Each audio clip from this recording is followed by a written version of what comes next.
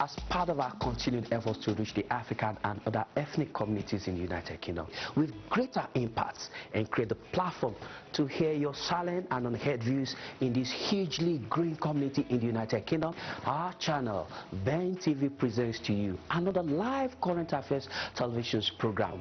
Our focus on the program is to review and discuss issues around the diaspora community in the UK. The program offers you that unrestricted voice on issues affecting you in the UK. Join us live every Monday at 10 a.m. to 12 noon. Thank you for joining us and welcome back to the program. It's still Dialogue in Diaspora. My guest now is in the studio. I've got joining me now Senator Babafemi Ojudu, Special Advisor to the President on Political Matters, live here in our North London studio. Senator, thank you for being part of the program. Good morning. You are welcome to London. Thank you very much. Let's start with national development and issues around development and growth in Nigeria. Yeah.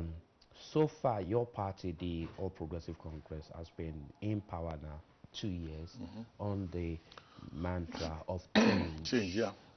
Would you really say that what Nigerians voted for is on the road to actualization or has been achieved? Yeah, sure. It is. I want to believe that you know, what we have today and where we are today is not where we were in 2014. A lot has changed in Nigeria. First of all, you look at the area of security. The Northeast was in a mess, and if things have been left the way they were then, perhaps Abuja today will have been in the hands of those fundamentalists who were killing people and throwing bombs here and there, kidnapping people in the Northeast. President Buhari came into power and promised that he was going to take care of that situation, and that has been taken care of. Then you move on to issue of corruption. I mean, the kind of thing we met on ground in terms of, how public finances were managed and how it was looted and, how, our infrastructure dilapidated and all of that. The president has been able to put a stop to that. Today, well, you cannot completely root out corruption in 2 years, but I can tell you that it has likely been minimized within the system. So a lot of money and funds are being freed up for infrastructure. As of 2014, only 25 billion naira was voted for the Ministry of Works to take care of infrastructure. But last year, almost 600 and something billion was invested in infrastructure. Roads are being repaired now. Things are being freed up. We are looking at having a rail line from Lagos to Kano, another line from Lagos to Calabar, and the second Niger Bridge has been awarded. Money has been voted for it again in this year's budget. I think things are, and there is a conscious effort at diversifying the economy, moving it away from mono economy, that is only the earning foreign exchange through only oil. There is a lot of initiative going on in agriculture. We have stopped the importation of rice, and states like Kebbi, like Jigawa, like Ebonyi, like Cross River are going into massive, cultivation of rice. And a lot of people are going back to farming. So, in the next few years, we'll be earning quite some money from agriculture. So, in those areas, it's a lot has changed, and we are looking forward to more. But it does seem, not really, it does seem Yes. on ground in Yes. Nigeria, Yes. in the homes of ordinary Nigerians, Yes. these changes have not actually been forced. Life has rather become a little life is harder. tough. Yes, it will have been tough. It could be tougher, and change doesn't come overnight. We are talking of enduring change. I mean, and some of these things take time. For example, you talk about electricity. Some of the changes you want in the area of power supply are not things you can do overnight. You don't pick up turbines on the shelf. No, you have to plan gradually, and it takes some years, like 4, 5, 6 years, before you begin to see those changes. And when you have constant supply of power, it also leads to multiplier effect, where, a lot of small-scale industries begin to be built around that, and, big industries are also find their way in and all that. So I think this change, the momentum is increasing. We are taking the leap. The result will soon be coming, and Nigerians are going to see it. But for now, all we can say is that, they should bear with the government, that, we met a lot of rots on the ground, and, it takes a long time to clear rots and begin to build anew. But I can assure you that we are very optimistic. We are working very hard, and we are very sincere and very passionate about Nigeria. Yeah. Without any iota of skepticism, Yes. I mean, quite a lot of things, in our view, went Yes. wrong on assumption of office Yes. by your government, Yes. by your party. First, the Nigerian economy that was the first in Africa, Yes. ahead of South Africa, Right. dropped to There, the there is second. there's a reason for that. There's a reason for that. Before we got to power, a barrel of oil was selling for about $110, and then suddenly we got to power, the price dropped drastically, to less than $30 per barrel. So that limited the amount of money that comes in from the amount of foreign exchange earnings of the country, and the reserve was heavily depleted by the previous government. It was just a looting spree. So what do you do in the circumstance? Is to then begin to gradually plan based on what you have. Even in the face of, all of these, I mean, so many state governments, in spite of all the money that came in the past, many state governments are owing as much as 24 months salary arrears. The roads were very bad. Everything just went wrong under the wash of the previous regime. So you have to start planning anew. And a lot of these data were not even known to us when we were campaigning to take over government. It wasn't until we got to power that we begin to see the rot, how deep, it has been, and how precarious the situation of the country was. So, you have to then manage. And as soon as we got to power, there emerged the crisis in the South-South. Oil pipelines were being sabotaged, gas pipelines were being sabotaged, and it got to a point where from almost $2.5 million barrels per day of crude export, it got reduced to about $450,000, and that's a huge loss in income.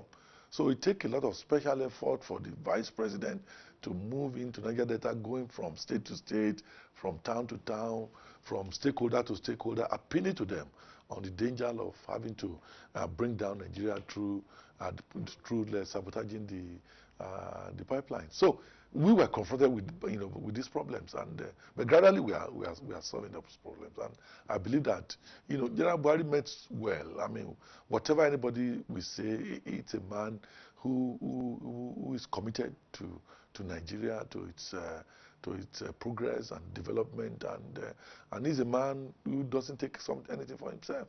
He believes that as a public officer, it should be 100% loyalty and service to the nation.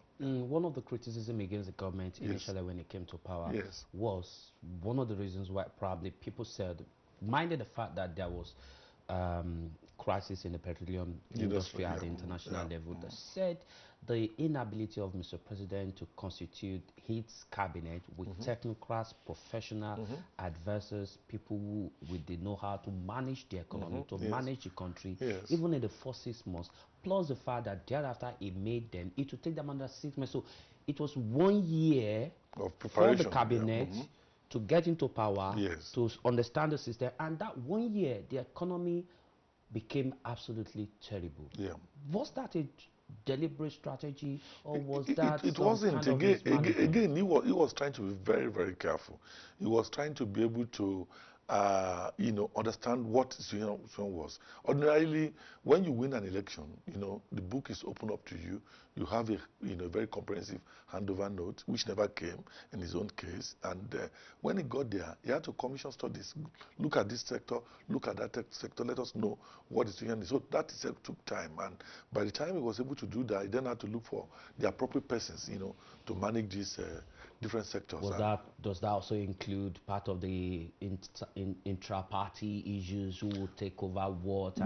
Again, you have to balance the party interest, against the interest of, competence. Who is competent to do what, and what do you give to party members who ensure that you get that power. So it's a lot of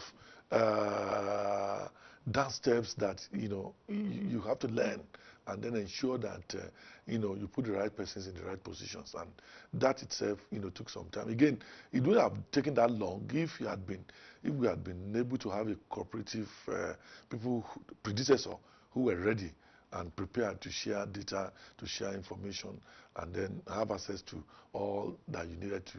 And when he won, and he kept shouting that, look, they are not cooperating. They are not giving us all the things that we need, all the information needed for us to form government. Until they left, they were not. Let me take you on still on the economy and Yes. Nigeria. Another very unfortunate incident was, contrary to Mr. President's promise of making $1 to a naira, was a swift Honestly, free fall of naira I've heard against the about this. dollar I've without heard any about this, and I've done my research to know exactly where What the went source wrong? of this information came from. This thing about wanting to make $1 equivalent to Okay, a let us assume a he never naira. said that. Okay. But the free fall, The free fall has without been, any control, up to today. has been explained by the fact that we had a very drastic reduction in our foreign exchange earning, and it's a mono economy. When the price of crude dropped from 110 to $38, and then your production also got slashed from 2.5 million barrels per day to 450,000 barrels per day. There is no way that is not going to affect your exchange rate. There is no way.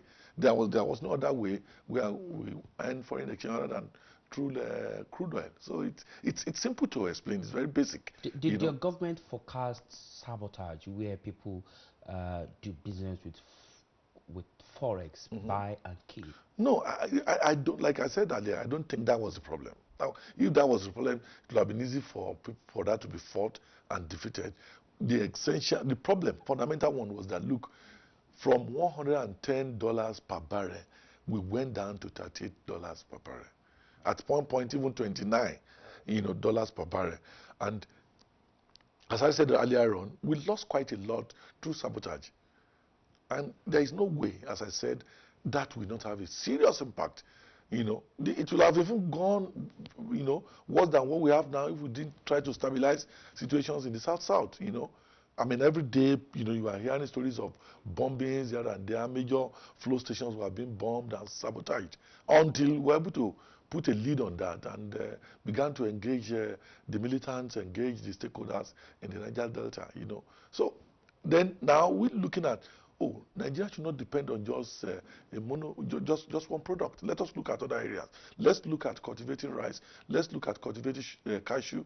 Let's go into renewal of the cocoa farms of old. Let's look at other things. Let's put more investment in solid minerals. All of this we are doing now, believing that over time, you can then have other sectors in competition with the oil sector, for the earning of foreign exchange. The more foreign exchange we have, the healthier our local currency will be, against the foreign currency. Without that, you cannot have it. And then again, we are beginning to campaign to reduce the taste of Nigerians for imported goods.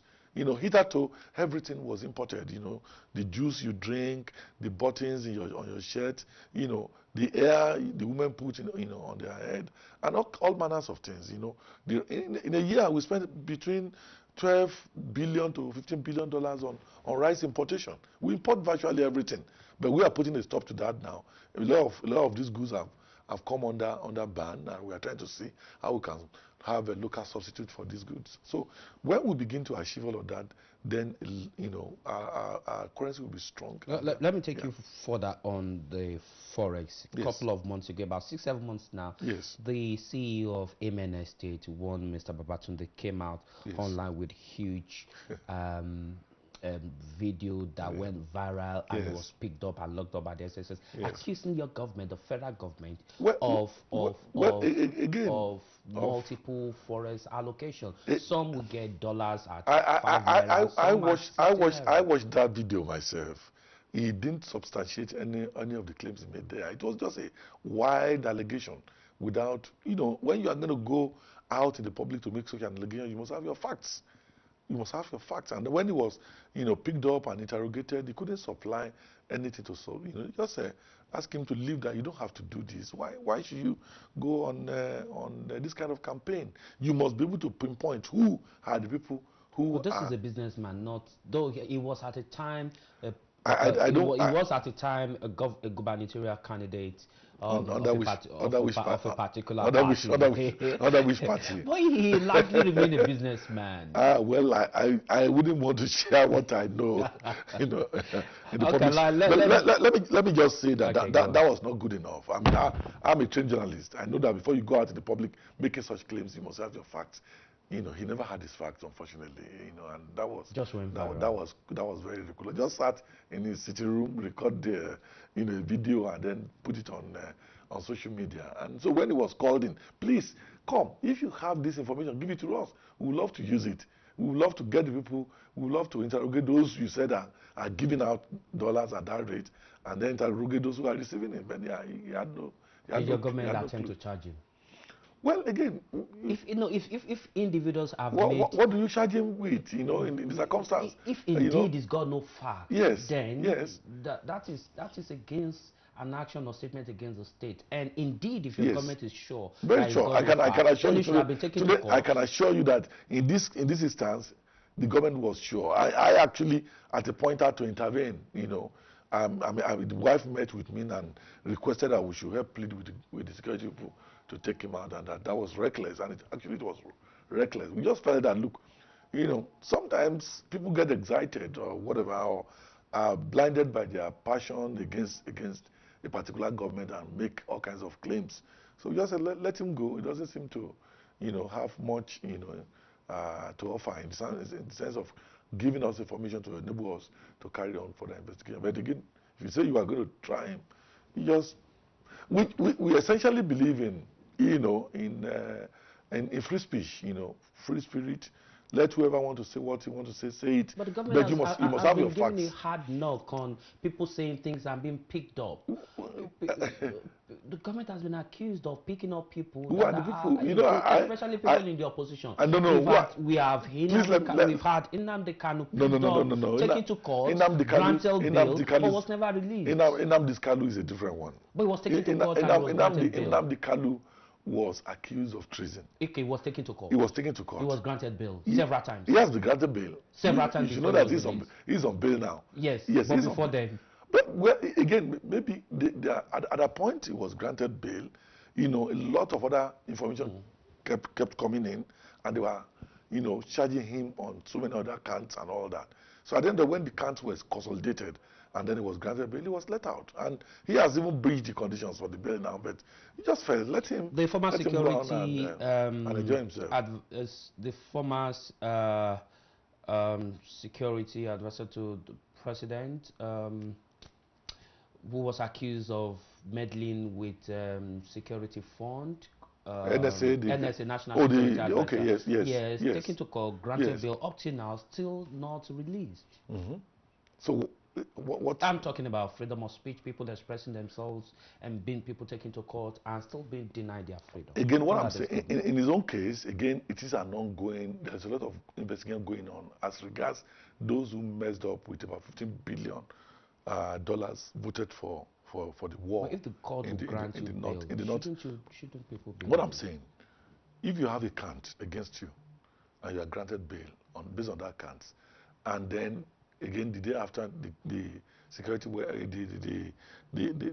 another charge comes in for another thing that they have discovered, then you are charged again. And if you go to the court, there are so many charges against this fellow for the crime committed against humanity. I just wish you know how many hundreds of soldiers died in the war in the Northeast just because people bought fake bulletproof jackets, just because they were offered a ration of Indomie noodle per day, just because many went to war with bedroom slippers, just because many went to war with little or no bullet in their guns. And the money meant for these things were provided, but some people just tried to siphon the money away. Now we're emotional about human rights for people like that. What about the right of those who were killed needlessly? What about the right of their children, the right of their wives, and the rights of the community that were devastated. In the Northeast today, there are not less than 2 million homeless. You know, people who are displaced from their homes. We just came back from a trip to Maiduguri. I've never seen a congregation of young people, displaced young kids between the ages of 3 and 10. Many of them without their mother or father, no parents. They're living in displaced camps, you know. So if people have committed that kind of crime, you know, and they're not even repentant, you know, what are we talking about? Don't those people do have rights to survive, to live good life?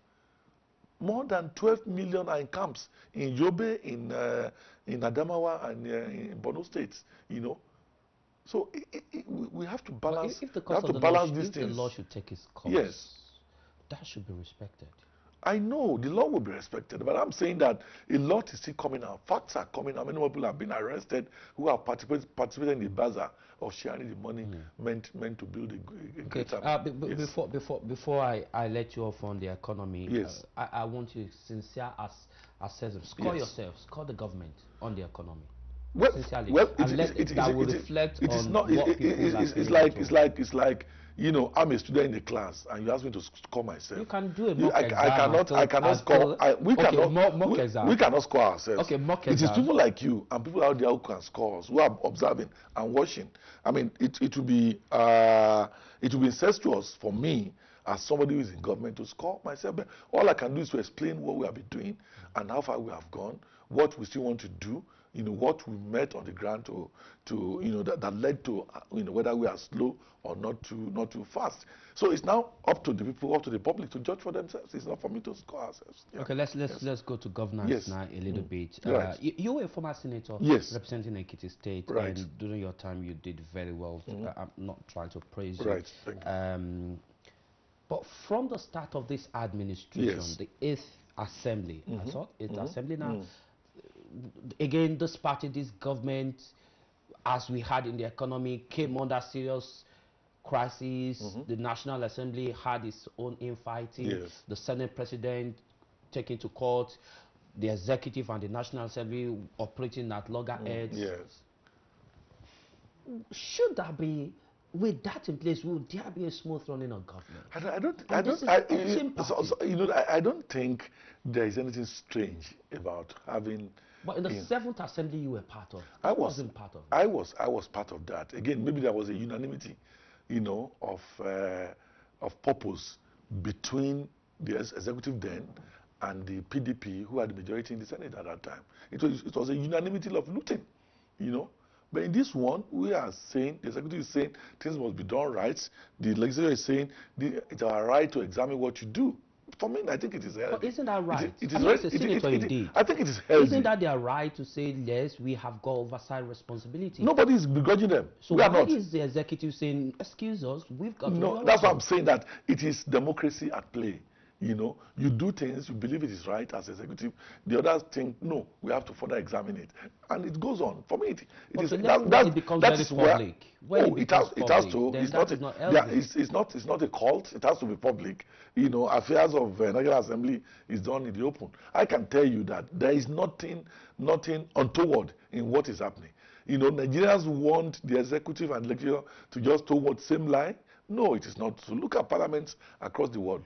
You know, look at what is happening with you know, the healthcare bill in American you know, legislation right now. You know, the executive wants something, they want to overhaul what was there, and some people are saying no, we won't allow this. Some are saying we have to amend it, and this is done in the public. That same too is happening in Nigeria. The president, the executive is saying, look, we have make provision for some projects in the budget. They are saying no, we are taking some of that provision to some other things. So it's a continuous debate. It will continue for as long as there is a separation of power, you know, between the executive and the legislature. So I don't see anything untoward. I don't see anything out of place, you know, anything scandalous in that. But Nigerians are just, whenever there are debates and argument and issues are being raised, Nigeria thinks, oh, you know, heaven is going to, you know, fall. No, it's not so.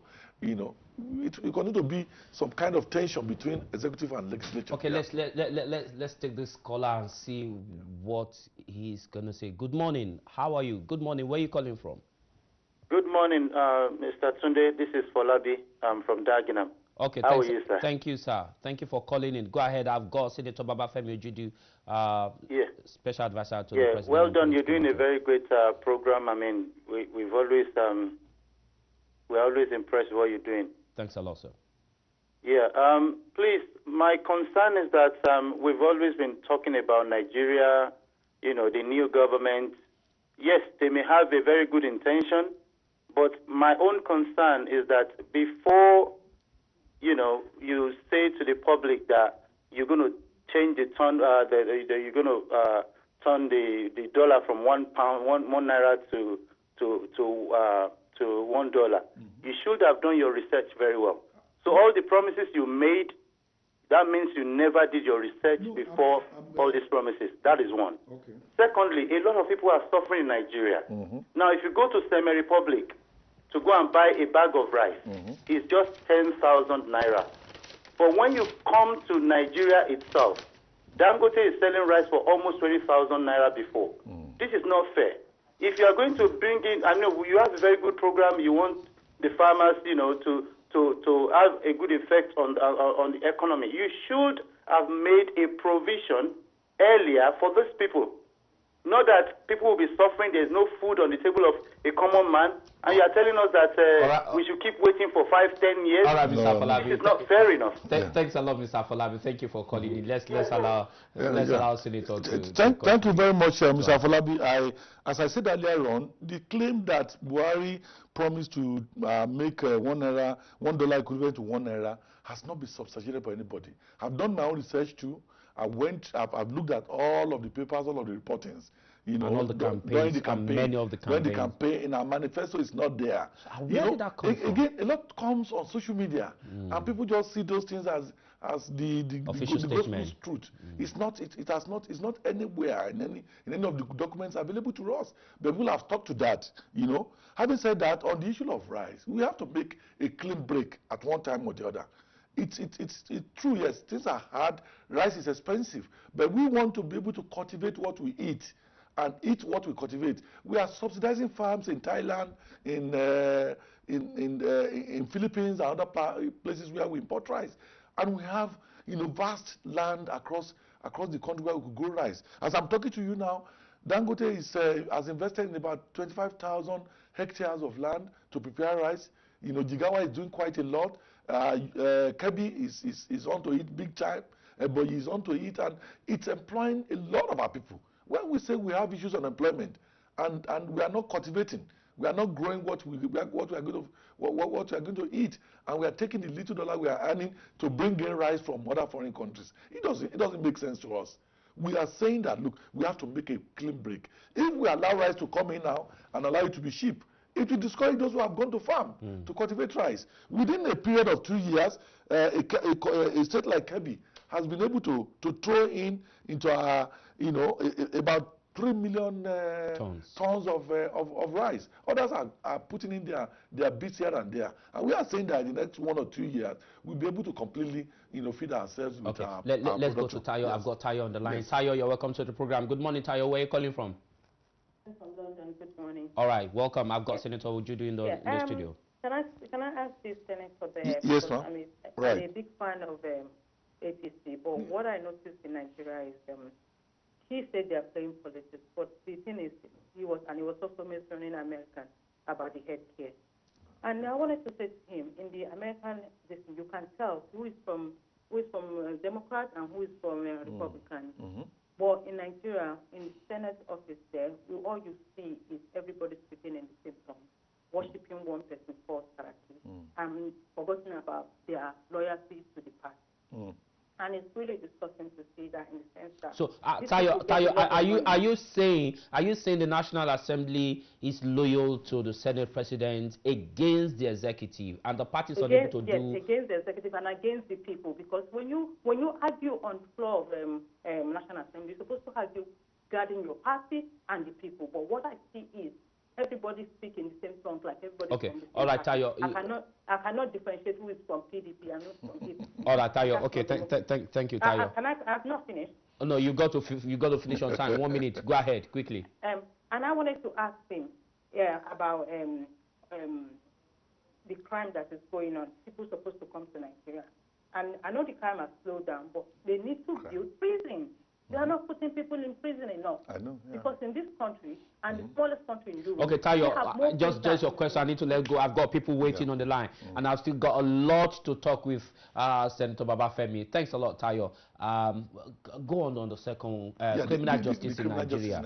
Yeah, I totally agree with her. There is a lot that has to be done in that sector. You know, the process of investigation, arrest and trial is still not the best. Is it healthy for the judiciary for justices to be harassed by the executive? Bearing in mind that they are both independent. It's not about harassment.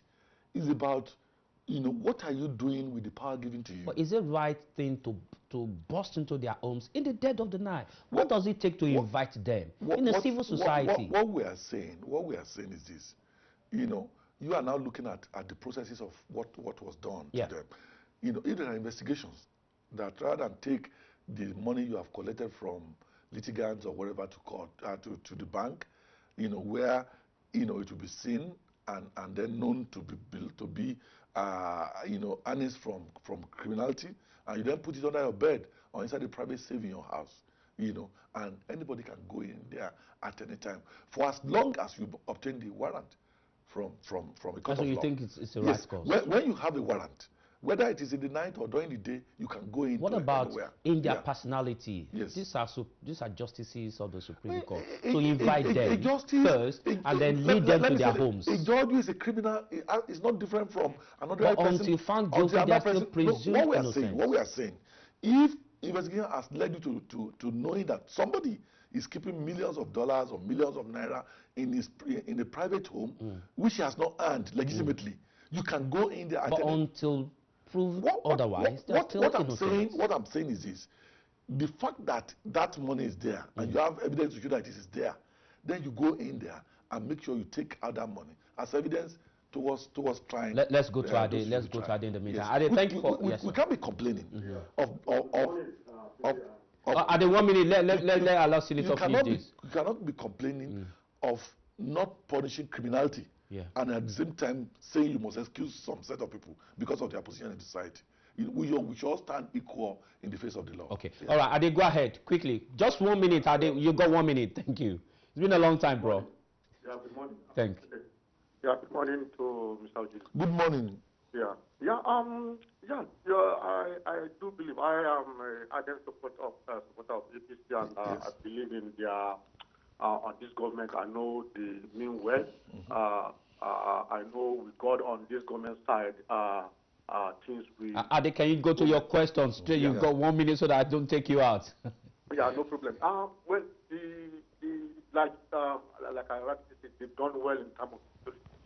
I live in the north, and I know Kaduna precisely. I know before this government came in, you can't even go out of your house. And with President Buhari coming into power, we knew that, like you rightly said, Mr. Ojiri, that the way Boko Haram we are going there, they would have captured Abuja, and those people that are making a hell of noise that this government has not done anything.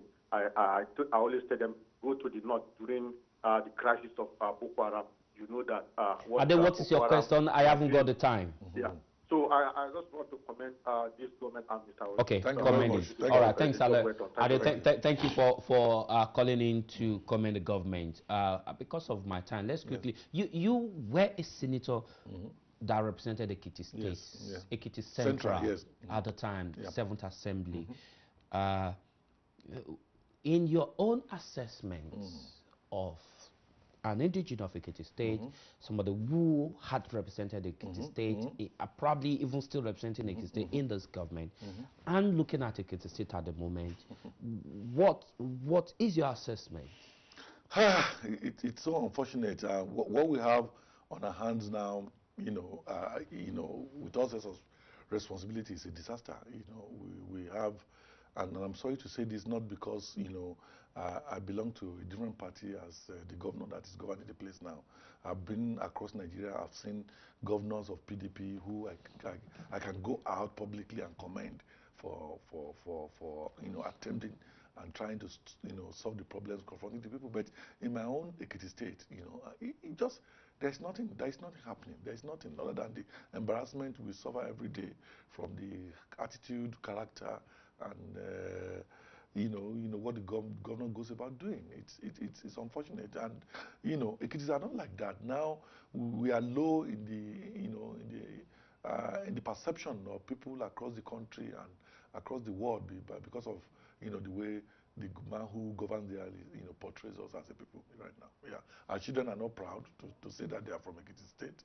Many of you who are out there are not proud to say that you are from the state, simply because we have a man who has no vision, who has no focus, who doesn't even know what to do with power, rather than to wake up every morning to abuse a 78-year-old man who is president and who is currently on a medical leave. So it doesn't make sense. I mean, I can't point to anything in my state that you could say you are proud of today that the governor has been doing, other than going to the marketplace, trying to assist in selling fish and eating rice by the roadside, and going to nightclub to act as DJ and all those kind of things. So there is a problem there, and this is in the face of poverty. There is so much poverty, unemployment, decay, deplorable infrastructure everywhere, and yet unpaid salaries for 7-9 months.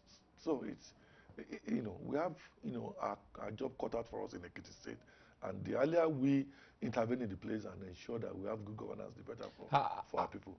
At the moment, the state's House of Assembly has set up a commission of inquiry being headed by a former judge, or a judge anyway, and investigating the former governor of Ekiti State, who is now the Minister of Solid Mineral in Nigeria. Right. But my question is, Dr. Fayemi went to court to stop the inquiry from investigating him. As a Democrat, is there anything wrong in opening up your file, opening up your account, and defending your government to say, okay, here I am, ask me and I will. Is there anything wrong? Why was he running Elta and Sketa? Why was he trying to go to court to stop the inquiry? Let me say that I would love to excuse myself from making a comment on this matter that is already before the court. I wouldn't want to comment on it. But the inquiry has started. A panel has been set up. Dr. Fayemi has gone to court to challenge the panel. The case is before a court of law. I'm making a comment on that now would be prejudicial, so I want to be excused from that. Okay, let's return to politics. Okay. Politics is a function of number. Yes. If you say Governor Fayose goes to the marketplace, talk to market people, goes to there's nothing wrong. There's nothing wrong. But in going to the marketplace. There's nothing wrong in going to the marketplace, in seeing what of things are. But when you make that your major task and duty, rather than sitting on your desk planning, what's happening in the schools, what's happening in the hospitals, why are we not being able to pay salaries of workers for 7-8 months? Why are we? What's wrong? What is the state of our roads, of our infrastructures? Those. But the people actually bother today. Well, they should. Leaders are meant to chart a path for the followers. You don't pander to the needs of or to the needs public ovation. Public ovation. You should be able to. I mean, when Awolowo came to power in the late 50s, and begin to see, look, education, is the tool for development in the future, and planned, meticulously, free education for the people of the Western region. Then, I mean, that was a leader, and today, whatever it is we have today, is a byproduct of what Awolowo planned. So in your view, Ekiti State, there's a perilous time in Ekiti. Oh, there's a big problem we have there. There's a big problem. There is a big problem. Almost 90% of young people there do not have anything to do. You cannot find a business venture that employs 30 persons in Ekiti State today. Nothing. The only thing we have seen, it's a bridge to nowhere being constructed by the governor, an overhead bridge. We don't have traffic situation in Ekiti State, no traffic problem. Just collaborate with the Lebanese to put a bridge in place that leads to nowhere. That solves no problem. If you had used the money, which I learned that initially 4 billion naira was billed for that project. Now jumped to about 15 billion naira. You know, if you have used that money to construct, you know, roads leading to, you know, farmsteads, so that people can freely have access to the farms and then have free access to bring out their products to the market, that would have been better.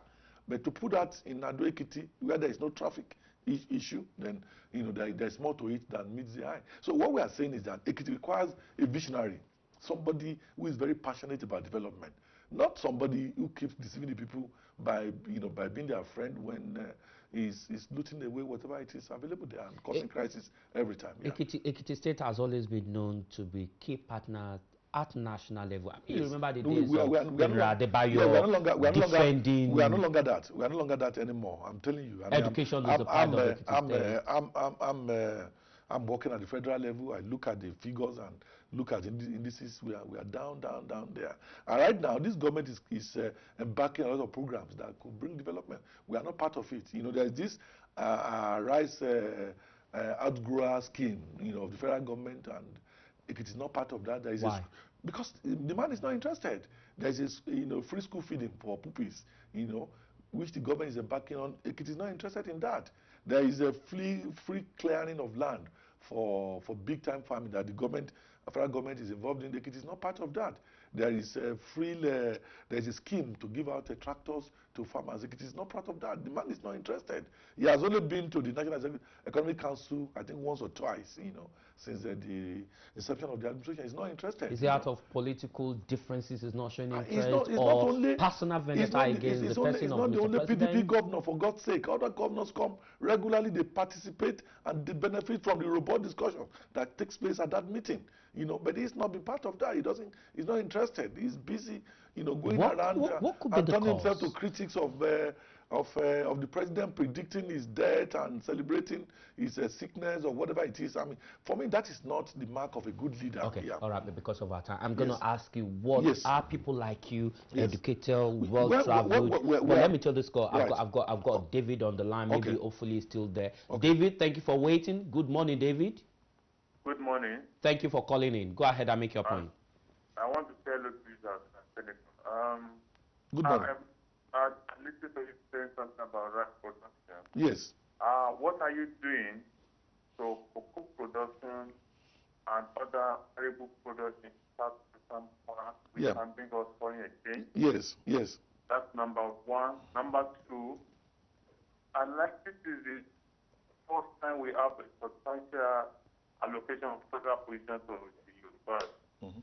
You guys need to put your act in order and ensure unity. I could barely hear that. Yeah. Can you repeat that? Second one, yeah. I mean, I said this is the first time we have a substantial allocation of position to the university. Position. You guys need to put your house in order and ensure there is unity. Okay. Whether you are in PDP or APC or any party. Yeah. Okay. Thank you very much. All right, thanks, David. Thanks for calling in. Go ahead. On cocoa production, there's a lot going on. You know, the old farms, particularly in the southwest and the Cross River and some other parts of Nigeria where cocoa, you know, used to be grown, is going on. You know, in fact, by next week, the Minister of Agri will be in Ondo State to kick off a program to renew all of those farms and start new ones. You know, cocoa seedlings are being provided free for cocoa farmers, and a lot of help, a lot of input is being given to them. You know, the Bank of Agri also has a fund for cocoa renewal schemes. So is the Central Bank of Nigeria. So much is going into that. That's part of the program of the government. Is Ekiti State benefiting from this? Ekiti State should be a major player in the cocoa sector. That's why I said you can't even discuss with the governor. He's not opening up for people to discuss with him. Is it that hostile? Very, very hostile. Not Freddy. That's not. He came in with an agenda.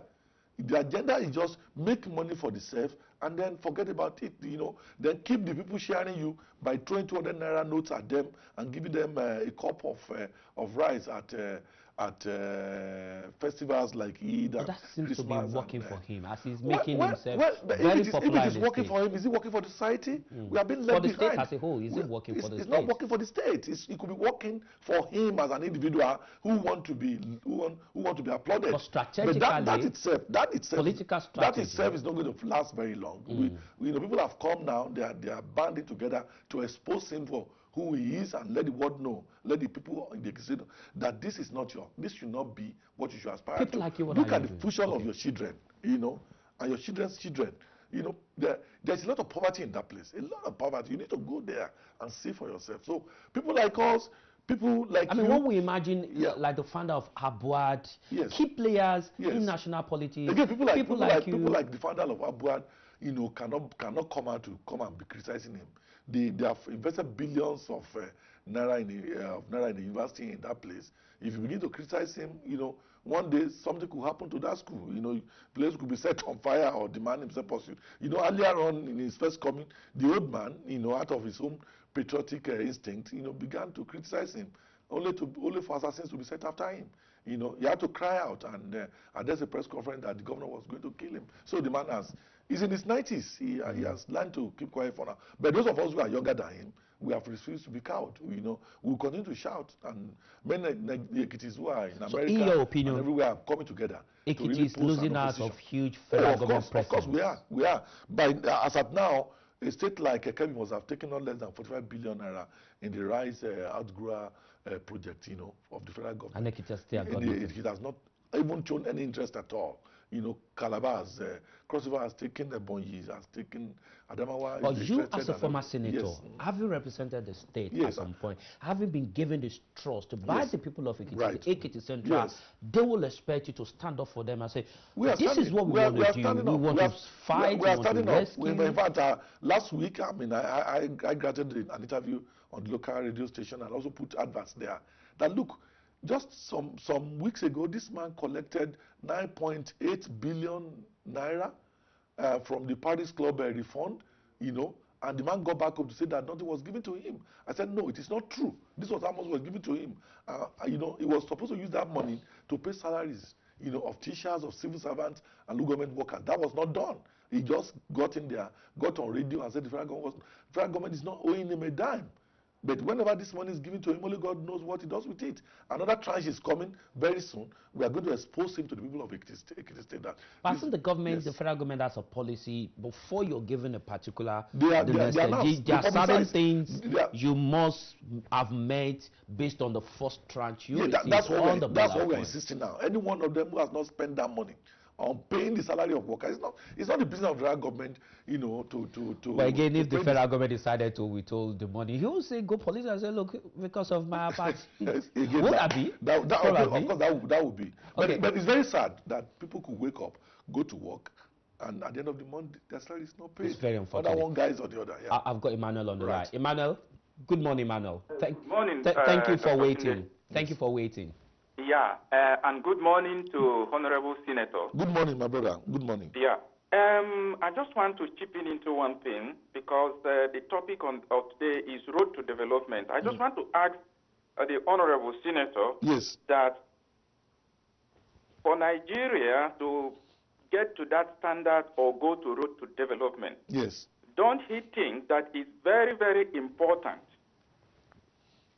that politics in Nigeria should be made unnecessarily attractive so that people will do the job they're supposed to do, not going into politics because of money.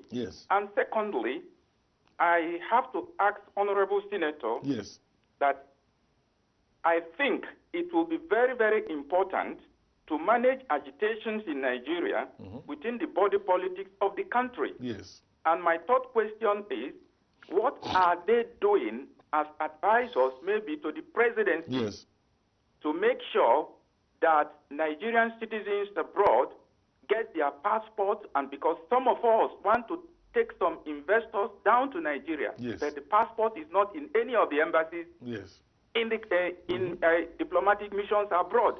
Thank you. Thank you very much. Thanks a lot, Emmanuel. I think the last question you raised is very, very important, and that itself is being addressed by the Office of the Vice President. There is a scheme going on that is called Ease of Doing Business. You know, the attention of the Vice President is being put on that to ensure that, you know, you get your passport, you renew it, you get a visa, you arrive at the airport, you are not harassed or intimidated by anybody, so as to ensure that there is an inflow of investment to Nigeria. You know, that is being done. There is an office already dedicated to that, and you know, very soon you begin to see a change. You know, there are challenges everywhere, all over us, as regards the issue of development, issue of the way we do things and all of that. But I can let you know today that it's not, those things are not going unnoticed, and work is actually going on that. Yeah. All right. We even 2 hours will not be enough. We've exhausted 1 hour. We have not even gone anywhere near we want to get to this morning. Yes. Hopefully, Senator, we will be able to get you before, I don't know how long you're staying, but we'll be able to get you back on the studio. If we keep opening the phone line, you might not leave here today. And we're still within the Central Europe call. But before I let you go, you work with the Vice President. Yes, I work with Key the President. principal with the Vice President. I work with both of them. Has the Vice President genuinely spoken with the President? Spoken how? When was the last time how acting President Osinbajo you are talking of the Vice President talking to the President? Yes. Acting President Osinbajo speaking to the President. President Muhammadu Buhari. It is not in my calling as an advisor to know when the Vice President talks to the President. I mean, I can assure you that they consult, they talk, you know, on issues, and they have a very good relationship. But asking me as to when, you know, I'm out of Nigeria now. The acting president is in Nigeria. I do not know whether he has spoken to him this morning or spoke to him last night. So for me to come here and say this is when and this is when, it will be very, very difficult for me. Yeah. Has he at any point in recent times spoken to the President? Again, you're repeating the earlier question. You know, if the Vice President or acting President speaks to the President, he will not report to me that I've spoken to the President. What for? You know, I mean, that would be some personal relationship between in terms of them. Government and governance, he is the acting President, while the President is. You know, how does it take instruction from how relevant really is that? The President is away on medical vacation, and there is an acting President. The acting President is carrying on the duty. He's not lacking in doing what he's supposed to be doing. How does he take instruction from Mr. President? You don't. When you're acting, you don't take instruction. You can only consult. You know? Okay. How does he consult? When was the last time he consulted with Mr. President? That is not you know, my own to know. You know, I wouldn't. You know, if I that will work with me in my office. Even when I talk to the acting president or advise him, I don't go back to tell them that I've just spoken to the vice president, to the acting president. When was the last time you spoke with the acting president? Oh, before I came home, I had to take permission from him to come down. Today? No, not today. Certainly not today. But I talked to him. In your view, would you not think it is the acting president will be talking to the president regularly? It will be. It will be. And I don't have no doubt. It will be. It will be, and there's nothing available, no information available to me that is not doing that. Yeah, no information available to me that is not doing that. Has Mr. President Muhammadu Buhari, in any recent time, passed any dialogue in terms of official communication to acting President Buhari? Acting President How will I know that? This is about government. How will I know communication? That? What I'm saying, yes, here is an acting president. He's acting, you know, because the law says when the president is not around, you know, the vice president will act as president. When you act as president, you took on the toga, all the powers of the president. To Nigeria? Well, that is for his personal physicians to decide. It's not for me. I'm in charge of political matters, not in charge of medical matters. If Nigerians are asking questions about Mr. President's whereabouts, what will you be telling them now? Oh, we all know that the president went out on the medical vacation. It was not secret. He announced when he was going, and he went through the processes as prescribed by the Constitution of Nigeria. So, I mean, there's nothing secret about that. He didn't leave Nigeria secretly. He came out and announced and then transmitted power to his vice president. One last question before I let you go. Thank you. I can't take this call again. Right. One last question before I let Ekiti State. Yes. Way forward. Way forward. There's an election coming next year, you know, and then of course we are going to, you know, ask the fellow who is there now to to find his way out of the place and whatever he represents. He's talking about a contesting, waiting for the Supreme Court. No, forget about that one. Already there are precedents as regards that doesn't make it possible for him to contest again. The Supreme Court has ruled on that before. I mean, look at, there was the case of Ladoja, for example. You know, it's just a joker. You know, he's just trying to, you know, act funny and then be theatrical. You know, he's just a dramatist in power. That's all. In your own final assessment, as I let you go, how do we rescue Nigeria? Nigeria is being rescued right now. Yeah, we are working seriously at that. We are looking at our old practices and trying to change it. I've just talked about the ease of doing businesses, you know, in Nigeria. A lot of thought is going to that. A lot of action is going to that. Very soon, people will be able to arrive at our airports and obtain visa, you know, on arrival, either as a tourist or as a business person. All right. You know, so a lot is going on, and change will come, and it's on its way to come. Yeah. All right. 2019, there's going to be an election. That's no question for you. I'm just talking to my viewers now. We've got top 10 presidential candidates. If President Muhammadu Buhari will be going, it's top 1. If he's not going, we might have acting President Osinbajo. We have Atiku Abubakar, Peter Obi, Donald Duke, former Governor of Cross River, Tambuwa Aminu, Governor of Sokoto State, Saraki Bukola, Jocelyn, current Senate President, Dangote Aliko, entrepreneur Eve, What of Tunde Alabi? I'm coming to diaspora.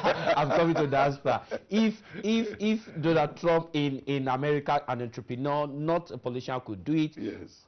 So Dangote in the top 10. From the diaspora, we have Alistair Shiode, an entrepreneur, the CEO and chairman of Ben Television, Obi Ezekwesili, former vice president of World Bank. Oh, Justin, he just mentioned Tunde Alabi. All right, Senator, thanks a lot. It's been a pleasure having you. I appreciate it. We've got phone line jamming, wanting to talk to you.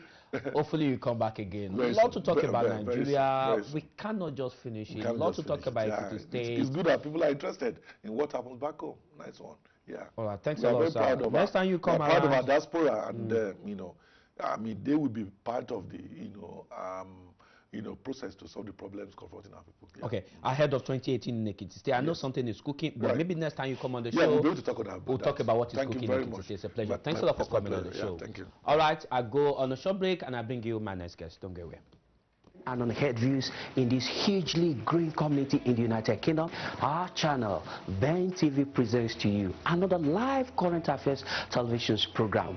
Our focus on the program is to review